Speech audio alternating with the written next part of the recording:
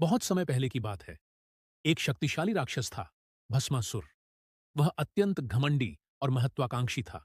वह चाहता था कि उसे ऐसा वरदान मिले जिससे वह अमर बन जाए और पूरे संसार पर राज्य कर सके। भस्मासुर ने भगवान शिव की कठोर तपस्या की। वर्षों तक कठिन तप करने के बाद भगवान शिव उसके सामने प्रकट हुए। भगवान को सामने देखकर भस्मासुर बहुत प्रसन्न हुआ। खुशी के आंसू छलकने लगे।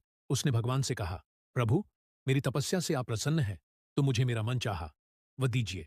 और मेरी इच्छा यह है कि मैं जिसके ऊपर हाथ रखो वह भस्म हो जाए। भस्मासुर, तुम्हारी तपस्या से प्रसन्न होकर मैं तुम्हें वरदान देता हूं। जो भी व्यक्ति तुम अपने हाथ से छुओगे वह भस्म हो जाएगा। भस्मासुर को यह वरदान मिलते ही उसका घमंड सातवें आसमान पर पहुंच गया। उसने सोचा, क्यों न सबसे पहले शिव को ही आजमा कर देखा जाए। अगर वही नहीं बचेंगे तो मैं सबसे बड़ा बन जाऊंगा। वह भगवान शिव के पीछे दौड़ पड़ा।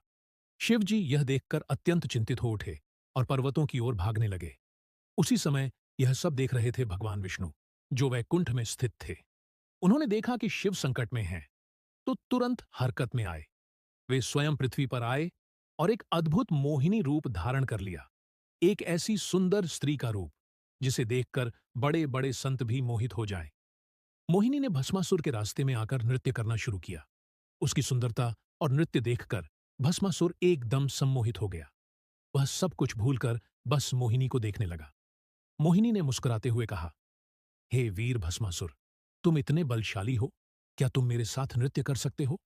भस्मासुर तुरंत मान गया। मोहिनी एक एक करके अलग अलग मुद्राएं दिखाने लगी और भस्मासुर उन्हें दोहराता रहा। फिर मोहिनी ने चालाकी से अपने हाथ को अपने सिर पर रखकर नृत्य की एक मुद्रा बनाई।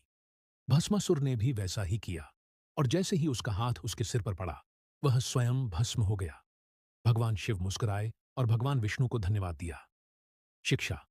यह कहानी बताती है कि अहंकार और लोभ का अंत विनाश ही होता है।